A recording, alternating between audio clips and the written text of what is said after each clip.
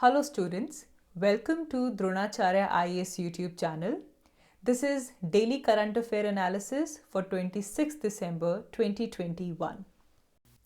इस video lecture में हम द हिंदू न्यूज़पेपर के वो सभी इम्पॉर्टेंट न्यूज़ आर्टिकल्स कवर करेंगे जो कि हमारे यूपीएससी प्रिपरेशन के लिए काफ़ी इम्पॉर्टेंट हैं। तो चलिए शुरू करते हैं। तो चलिए शुरुआत करते हैं आज के हमारे पहले न्यूज़ आर्टिकल से जो कि रिलेटेड है वर्ल्ड के largest most powerful space telescope के साथ। So the Saturday morning, rather Christmas morning, the NASA's James Webb Space Telescope has been blasted off into the orbit. So the James Webb Space Telescope, it is the most powerful infrared telescope of NASA. NASA, National Aeronautics and Space Administration. So this telescope has been launched from South America's French Guiana country जो कि South America के north eastern coast पे lie करता है। यहाँ पे this a space centre called as Kourou space centre. तो French Guiana के कोरोज स्पेस सेंटर से इस टेलीस्कोप को लॉन्च किया गया है। So this telescope has been enclosed in a European Ariane 5 rocket और इस रॉकेट को राइड करते हुए the telescope has left the earth. तो इस टेलीस्कोप या फिर इस ऑब्जर्वेटरी की जो डेस्टिनेशन है that is around 1.5 million kilometres. तो बेसिकली लगा लीजिए it is more than 4 times beyond the moon. तो जितना मून तक जाने के लिए हम डिस्टेंस ट्रैवल करते हैं उसके 4 times even beyond that it has been outposted. So it will take a month to get there and another 5 months before its infrared eyes are ready to start scanning the cosmos.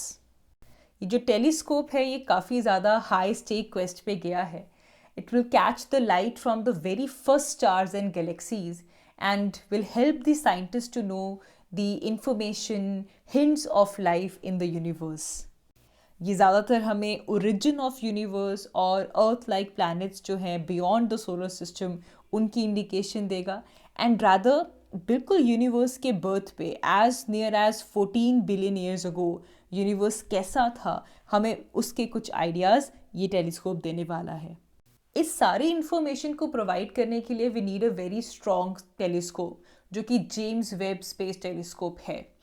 ये इतना powerful है कि billions of years ago जब सबसे पहले galaxies बनी या फिर जो फर्स्ट स्टार्स बने उनकी फॉर्मेशन के टाइम पे जो ग्लो एमिट हुआ ये उस एमिटेड ग्लो को भी डिटेक्ट कर सकता है, ट्रैक कर सकता है। So the James Webb space telescope इसे सक्सेसर माना जाता है ऑफ द हबल टेलीस्कोप। इसका जो प्राइमरी मिरर है उसका डायमीटर इज अराउंड 6.5 मीटर्स। अगर हम इसे कंपेयर करें हबल टेलीस्कोप से तो ये ऑलरेडी 3 टाइम्स लार्जर है एंड प्लस ये जो प्राइमरी मिरर है it is basically composed of 18 hexagonal segments और ये segments they are made up of beryllium metal and they are coated with gold. So this will basically capture even the faint infrared light emitted by the galaxies and the stars. And so to protect this observatory, we have 5-layered sun shield which will protect the observatory from the light and heat of the sun and earth. Also, it is very vital to keep the mirror, the light gathering mirror and the heat sensing infrared detectors at sub-zero temperature. It is very crucial to maintain it. So if all goes well, this sun shield will open up 3 days later after the liftoff and it will take at least 5 days to unfold and lock into the place. तो सबसे पहले sun shield को open up होना है and it will take around 5 days to completely unfold and lock itself. इसके बाद जो mirror segments हैं they will open up nearly around 12 days or so in a flight. तो basically ताकि ये telescope succeed करे there is around hundreds of release mechanisms which need to work perfectly well. Lastly, James Webb space telescope को लेकर कुछ quick facts जो कि हमारे प्रीलिम्स एग्जाम के लिए इम्पॉर्टेंट हैं उन्हें डिस्कस कर लेते हैं। तो सबसे पहले याद रखेंगे that this telescope is the result of an international collaboration between 3 agencies NASA, European space agency and Canadian space agency. Secondly इसे लॉन्च किया गया है ऑन एरियाना 5 रॉकेट जो कि यूरोपियन स्पेस एजेंसी के थ्रू प्रोवाइडेड है and this was launched from the South America's country French Guiana. अगर हम समरी करें इस पूरे टेलीस्कोप के गोल की, so it will search the first galaxies that were formed after Big Bang. Along with that, it will also determine how galaxies are evolved from their earlier formation until now. किस तरीके की evolution हुई है उसे भी हम यहाँ पे स्टडी करेंगे. इसके साथ साथ will also observe the formation of stars from the first stage to the formation of the planetary system. किस तरीके से पूरे के पूरे स्टार्स की फॉर्मेशन हुई है उसे यहाँ पे ऑब्जर्व किया जाएगा. And it will also measure the physical and the chemical properties of the planetary systems and will investigate the potential for life in such systems. So, overall, ये पूरा का पूरा topic आपके prelims as well as आपके mains के लिए काफ़ी important है, because it is believed that कि काफ़ी ज़्यादा चीज़ें, काफ़ी नई चीज़ें reveal करेगा, unfold करेगा. Moving ahead, our next news is related to Odisha's Chilika Lake. Well, Chilika Lake is the largest wintering ground for migratory birds in Indian subcontinent. हर साल इस समय पे there are so many migratory birds which visit Chilika Lake. They are basically drawn to these vast mud fields and the abundant fish stock in Chilika, जिसको लेकर all those winged guests they come and visit Chilika Lake. तो इससे related news ये आई है that the Odisha State Forest Department, they are suspecting the case of poaching as they came across the carcasses of 29 migratory birds this Saturday. And they have ruled out the possibility of bird flu, and they are intensifying that it was the case of poaching. So despite the regular awareness about bird protection, which is organized by these departments, there are some unscrupulous elements which are involved in poaching, especially during the winter months. Now, क्योंकि हम migratory birds को discuss कर रहे हैं, तो we need to know the flyways of the migratory birds. Flyways क्या हैं? Flyways are basically highways in the sky for the birds. इनका जो migration route होता है, उसे हम कह देते हैं flyway. ये जो रूट है ये basically north to south direction के अंदर होता है, एंड इन सब के अंदर एक सीजनल पैटर्न हमें देखने के लिए मिलता है. इनका जो सीजनल साइकिल है उसमें breeding, moulting, staging, non breeding, ये सारा यहाँ पे इंक्लूड होता है. Now it's very important to identify the various flyways, क्योंकि अगर हमें माइग्रेटरी बर्ड्स को कंजर्व करना है तो वो कहाँ कहाँ से होकर, कौन कौन से रूट से, कौन कौन से कंट्रीज से पास करते हैं into their entire annual cycle, ये काफ़ी ज़्यादा इम्पॉर्टेंट है.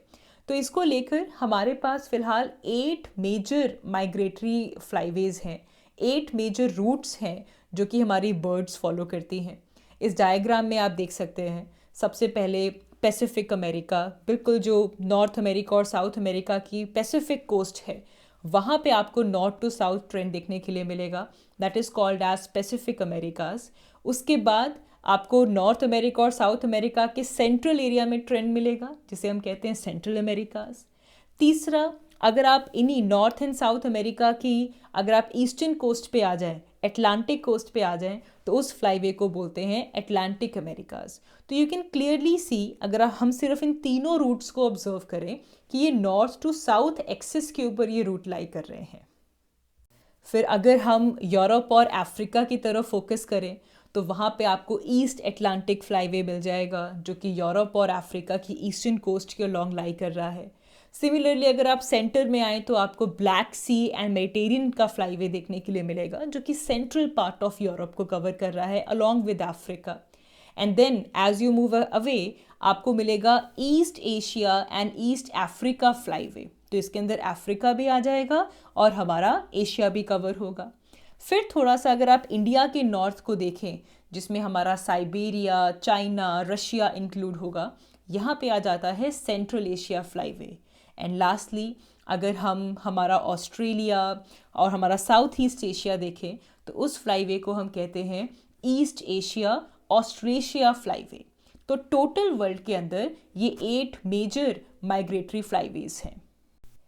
अगर हम इंडिया की बात करें तो इंडिया इन 8 फ्लाईवेज में से it is an important part of 3 फ्लाईवेज. Nearly 370 species of migratory birds they visit India. और इनका जो इम्पॉर्टेंट स्टेजिंग साइट्स होते हैं they are usually the wetlands, जहाँ पे हमारे ये जो माइग्रेटरी बर्ड्स हैं ये पहुँचती हैं. So it's very important for us to know कि वो 3 फ्लाईवेज कौन से हैं. तो याद रखेंगे, सबसे पहले अगर आप इस डायग्राम को भी देखें तो आप देख पाएंगे India is part of 3 important bird flyways. Number 1 central Asian flyway, number 2 east Asia Australasia flyway and number 3 Asian east African flyway.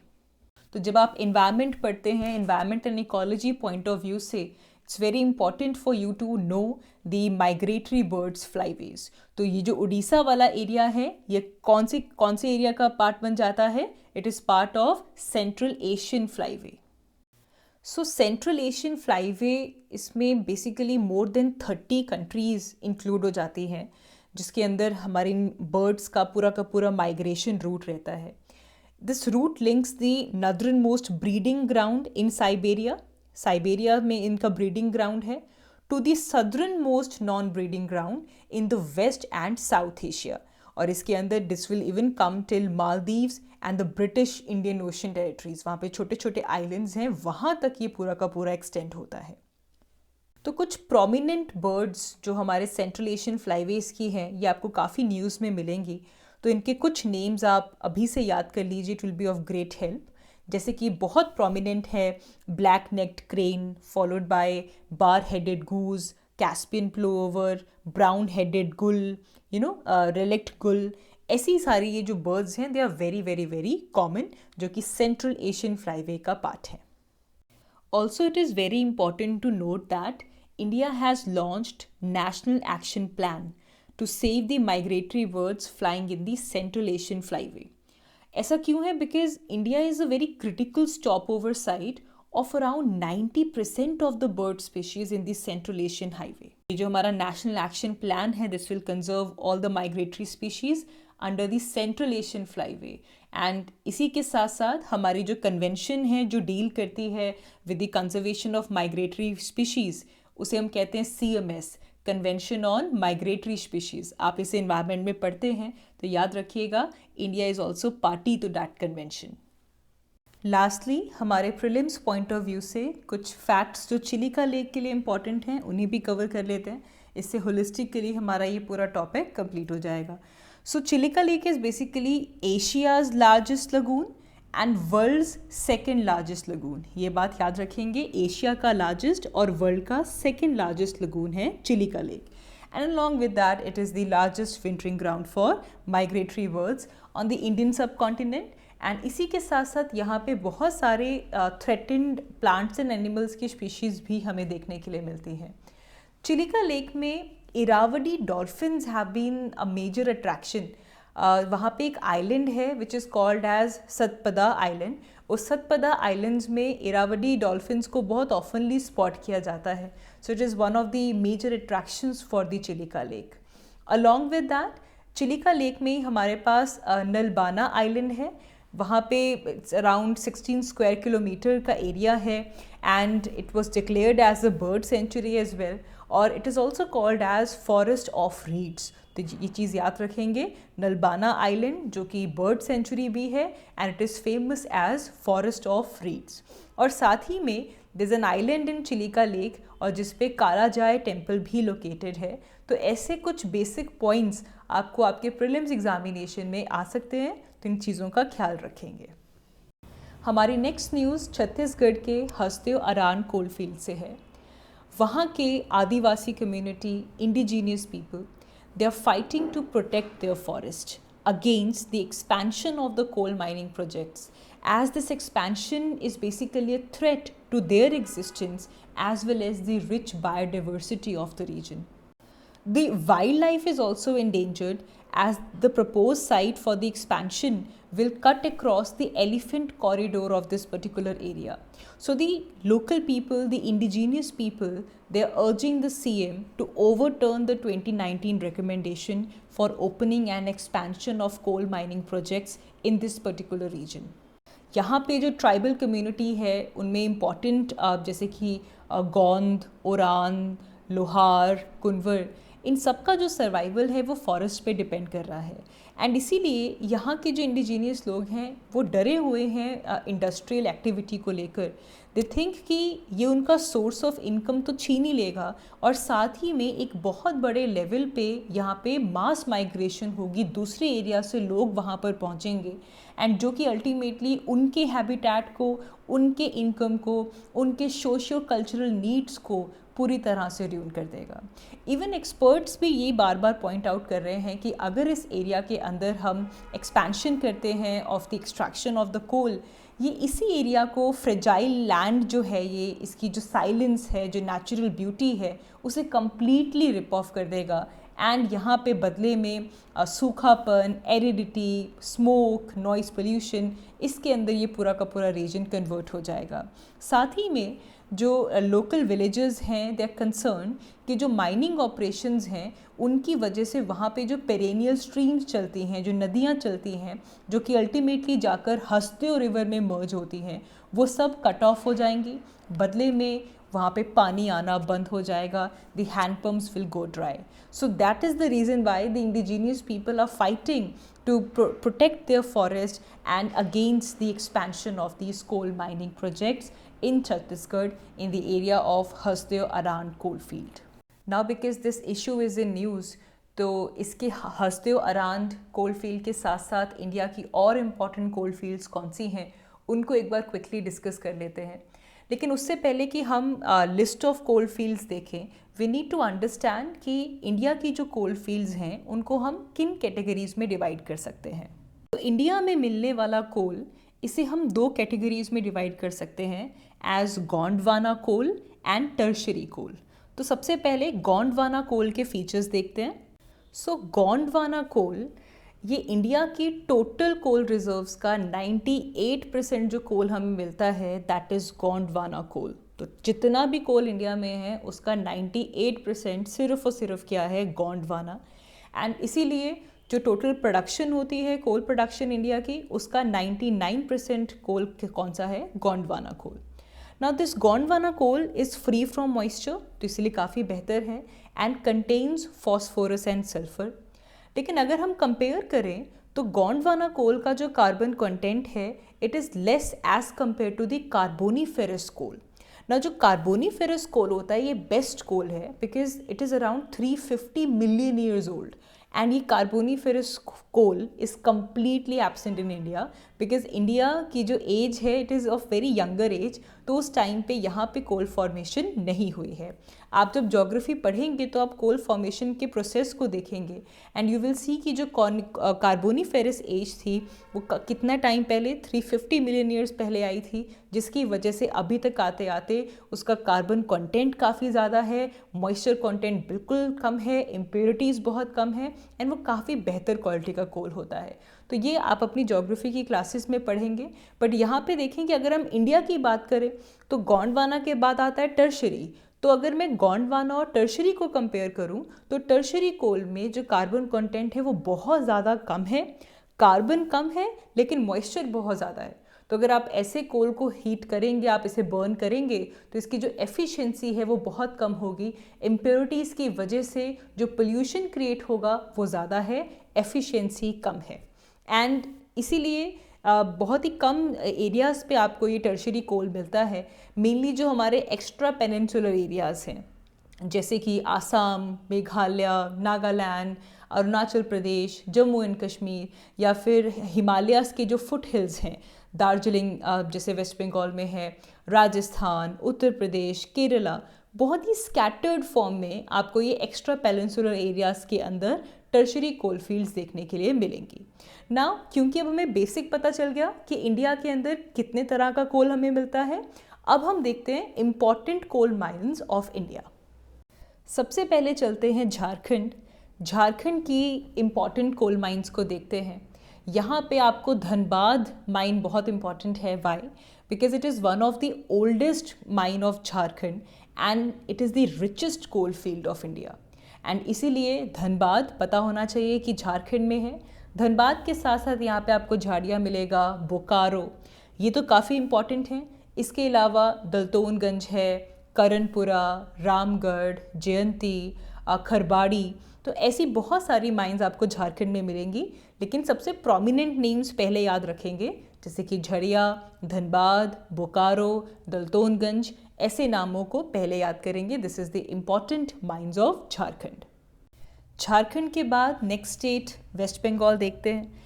Waste Bengal में मेनली 2 मेन डिस्ट्रिक्ट्स हैं, दार्जिलिंग एंड जलपाईगुड़ी, जहाँ पे मेजरली कोल प्रोड्यूसिंग माइंस आपको मिलेंगी।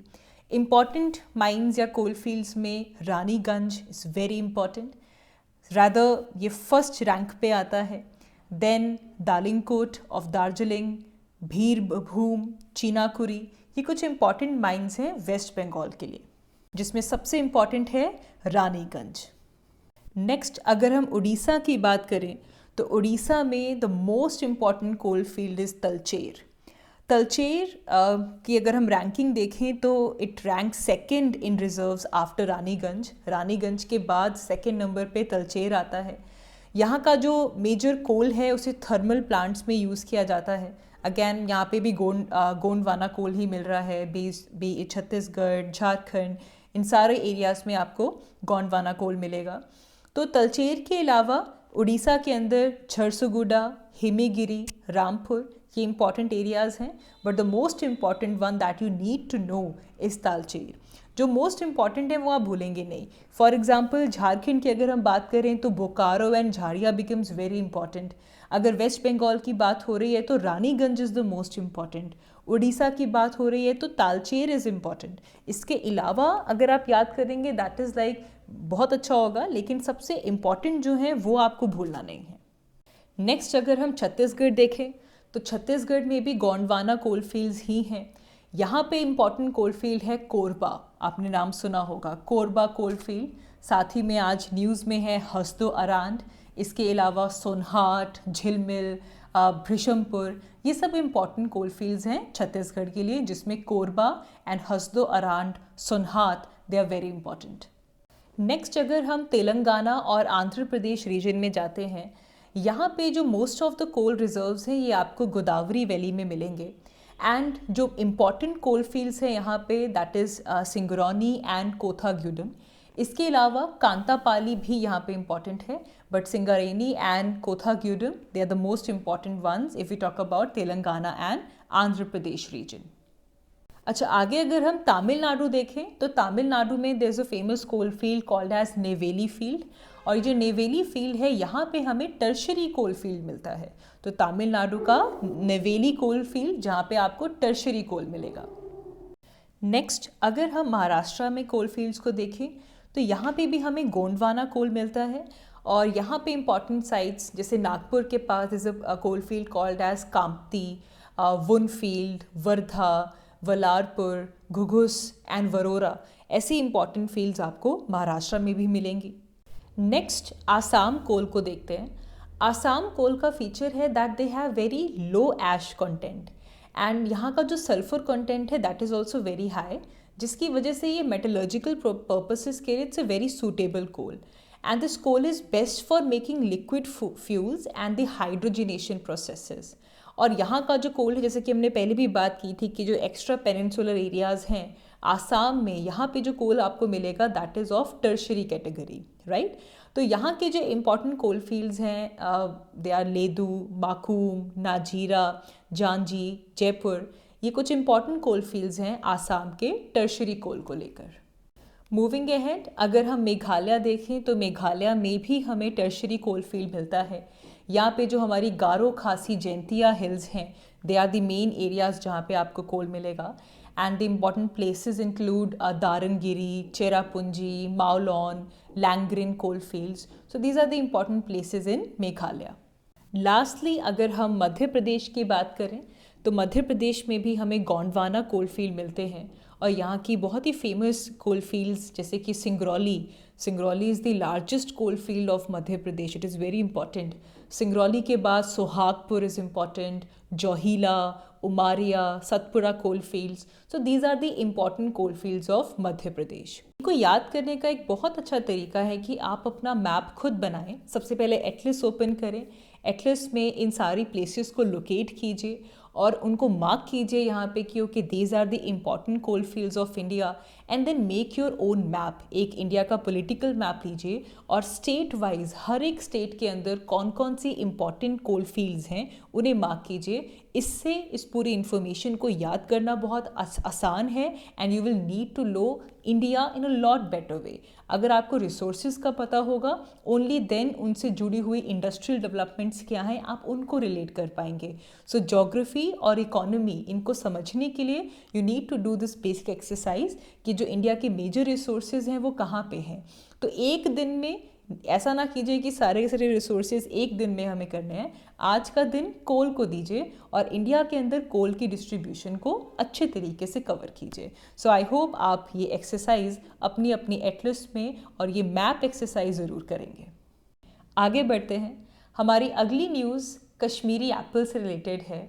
राइट नाउ कश्मीर में grow किए जाने वाले apples they are facing pest threat और ये जो पेस्ट थ्रेट है, ये जो पेस्ट आए हैं they are coming from Iran. Iran से कैसे?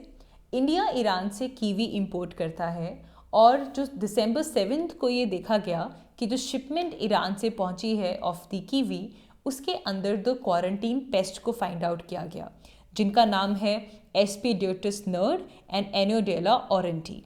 इन पेस्ट की वजह से जो हमारी लोकल हार्वेस्टर्स हैं एप्पल के they are very concern because ये जो पेस्ट है ये एप्पल्स को अटैक कर रहा है।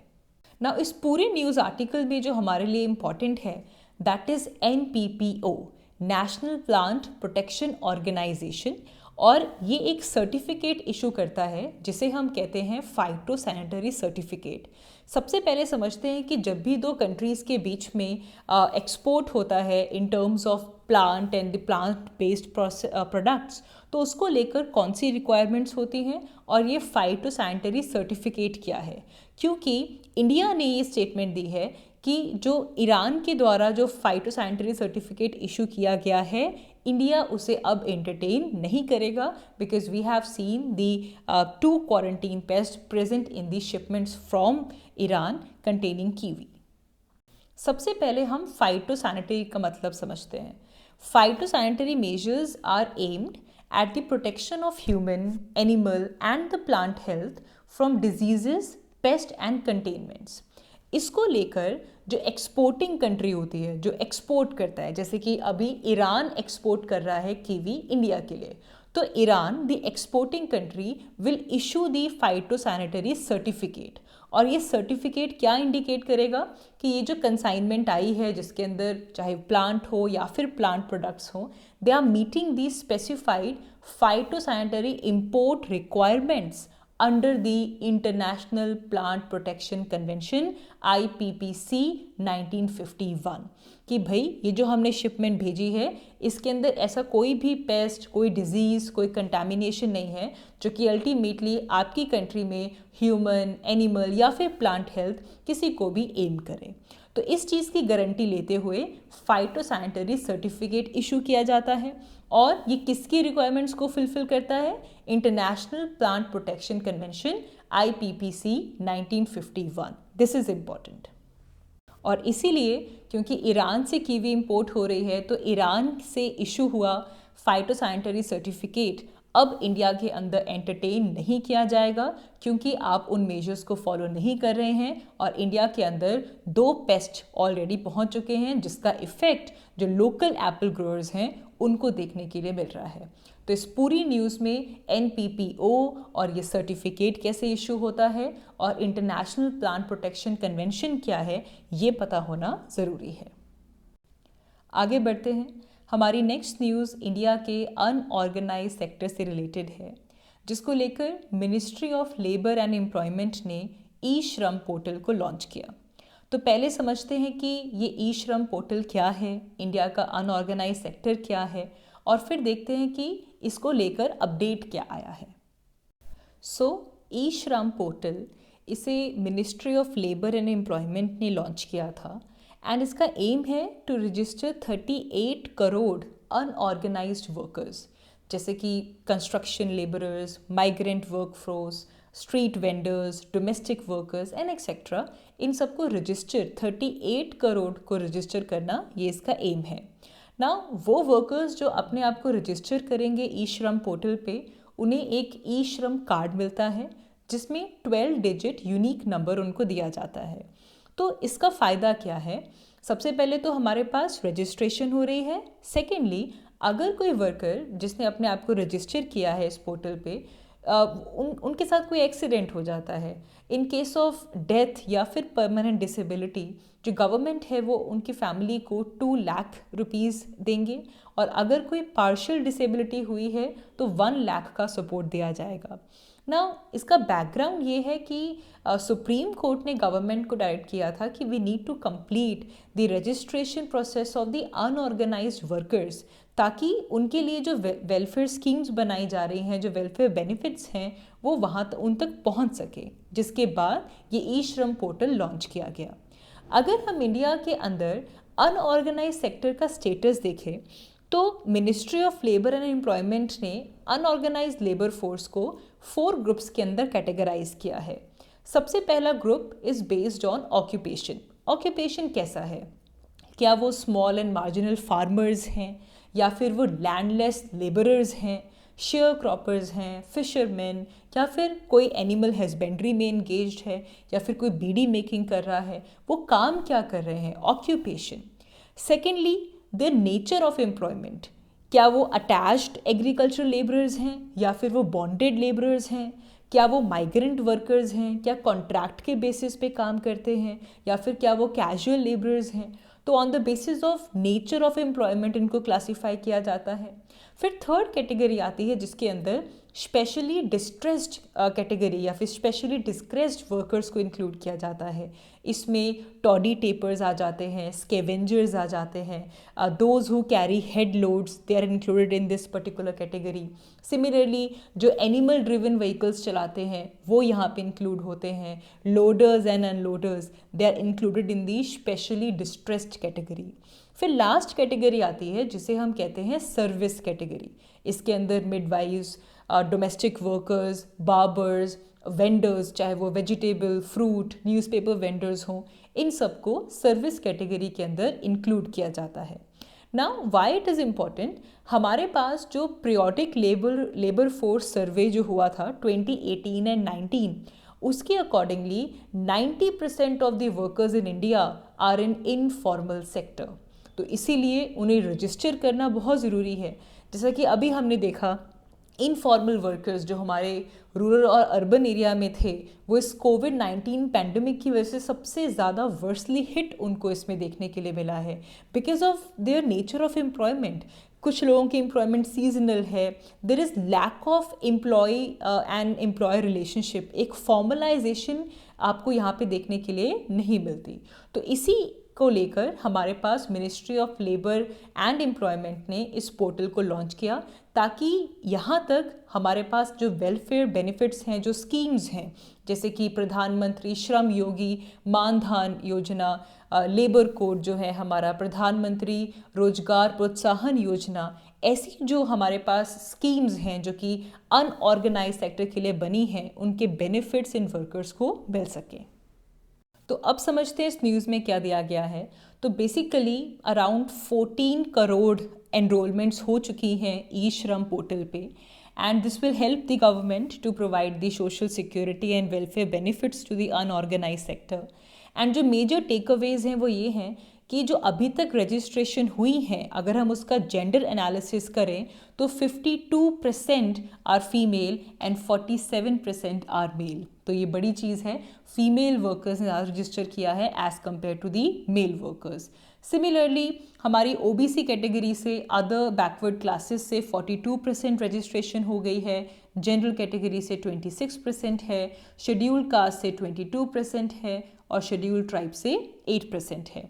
यहाँ पे हमें ये भी शो हो रहा है दैट 94% जो रजिस्टर्ड वर्कर्स हैं, इनकी जो इनकम है that is around 10,000 per month, and इसके बिलो हमारे पास 4% हैं जिनकी जो इनकम है वो 10,000 से लेकर 15,000 के बीच में वेरी कर रही है, that is according to their income.